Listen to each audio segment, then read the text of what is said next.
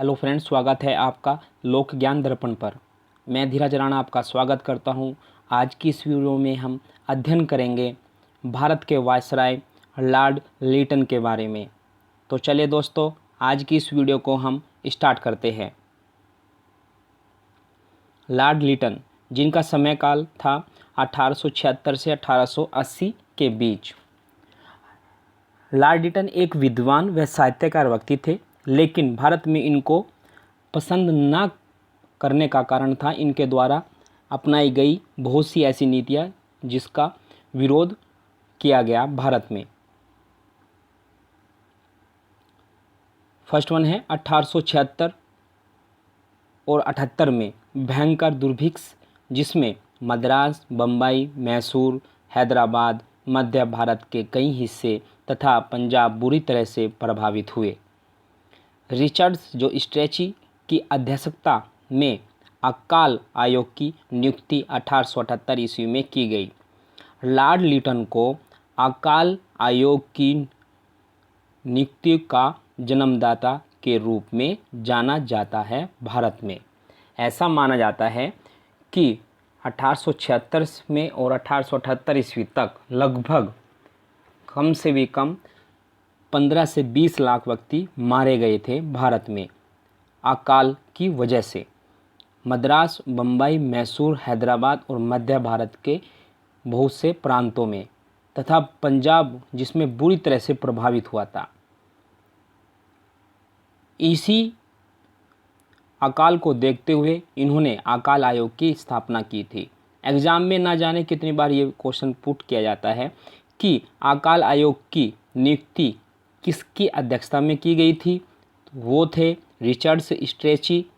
और किसके समय में की गई थी, तो लॉर्ड लिटन जो वायसराय थे भारत के 1876 से 1880 ईस्वी के समय में की गई थी अकाल आयोग की स्थापना। ये पॉइंट आपको क्लियर हो गया होगा। नेक्स्ट है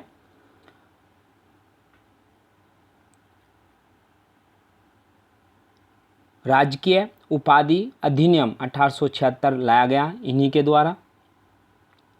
ब्रिटेन की महारानी विक्टोरिया ने केसरे ए हिंद की उपाधि धारण की थी, वो भी 1876 ईस्वी में की थी।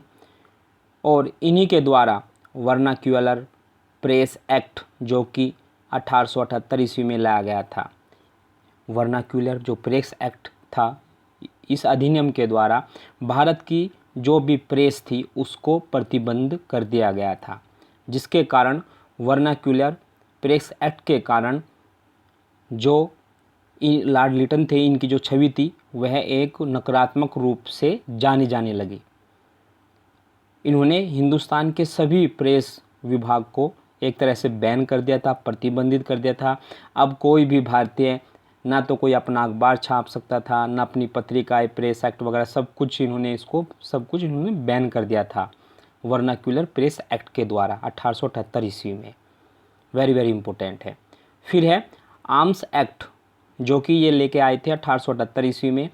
इस आर्म्स एक्ट के द्वारा इन्होंने यह निश्चित कर दिया कि हिंदुस्तान में अब अगर कोई भी हथियार रखेगा अपने पास में, जिसके पास अगर जैसे कोई तलवार हो गई, कोई अस्त्र शस्त्र, अगर कोई कुछ भी रखता है अपने पास में, तो उसके लिए उसको पहले ब्रिटिश सरकार से उसका लाइसेंस लेना पड़ेगा।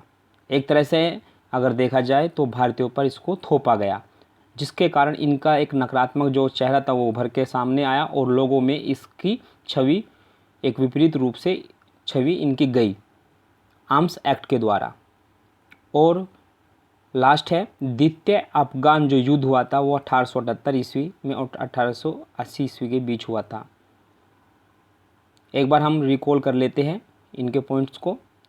फर्स्ट वन है अकाल आयोग, फिर है राजकीय उपाधि अधिनियम, फिर है वर्नाक्यूलर प्रेस एक्ट और आर्म्स एक्ट। ये 3 से 4 पॉइंट है जिसको आपको याद रखना है लॉर्ड लिटन के बारे में। अगर आप इस चीज़ को अच्छी तरह से रिपीट कर लोगे 1 से या 2 बार, तो आपको ये चीज़ें सारी जहन में प्रिंटेड हो जाएगी। आशा करता हूँ दोस्तों आज की इस वीडियो से आपने बहुत कुछ सीखा होगा, जो आपकी आगामी परीक्षा की दृष्टि से बहुत अच्छा सिद्ध होगा। अगर आपको आज की वीडियो अच्छी लगी हो तो लाइक करें, कमेंट करें, सब्सक्राइब करें और अपने दोस्तों को शेयर करें।